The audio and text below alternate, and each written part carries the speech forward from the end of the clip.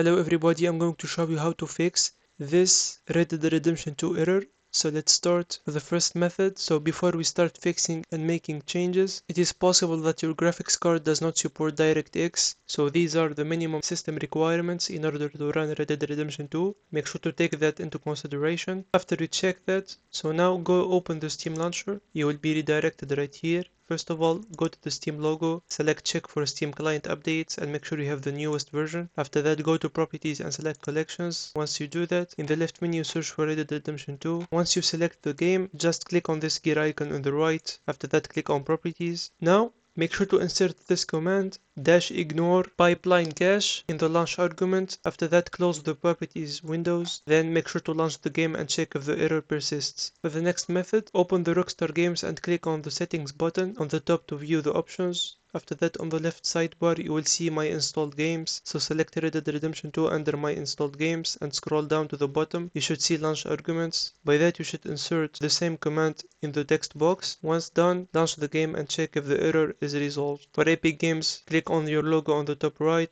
and select the settings option. Then scroll down to the Red Dead Redemption 2 and click on the game. Then check the additional command line arguments and insert the same command. Once done, go to library and launch the Red Dead Redemption 2 game and check if the error persists. For the correct versions, go to your game directory and right click on the game, hover your mouse on send to option and select the desktop shortcut. After that, go to the desktop, right click on the shortcut and select properties and add the same command here. Once done, launch the game and check if the error is still there. Now for the next method, open this PC and go to the following directory, documents, after that Rockstar Games and then Red Dead Redemption 2 and then go to settings. Here make sure to delete the files that have sga underscore at the start of the file name. Once done, launch the game and check if the error persists. If you do find this video is helpful, consider liking and subscribing and see you on the next one.